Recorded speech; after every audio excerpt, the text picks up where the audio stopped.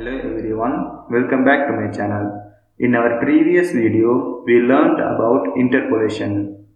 Now, in this video, we will cover the concept of property binding in Angular.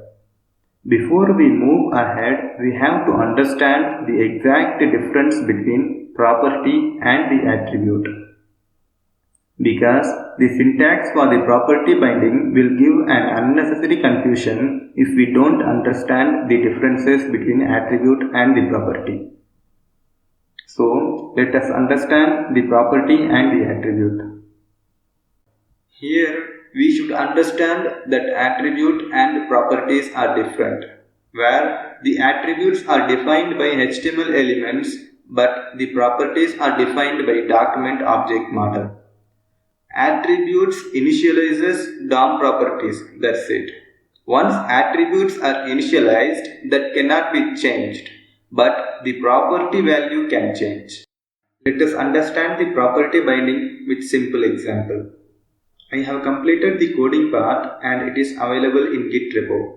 You can find the link in the video description. Let us understand these items in action. Here we have an input element. It's already filled with the value. I have selected that element. So $0 returns the input element, right? And if you see here, $0.getAttribute of value returns Arif. And then $0.value again returns the same. Let's update the value of input element to Muhammad. And then we will just execute these two commands again. Now $0.getAttribute of value returns Arif, but the value property actually returns the updated value, that is Muhammad.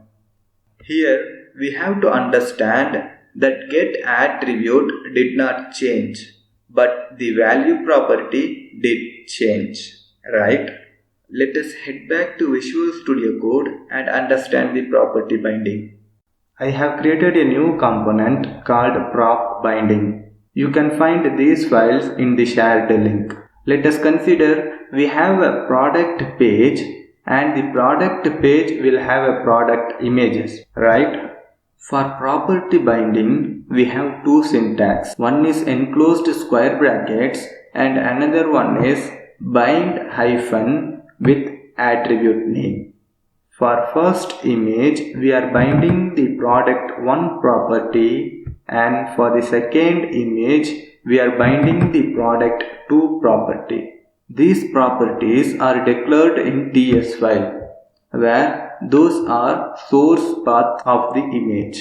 Let us save this file and head back to browser.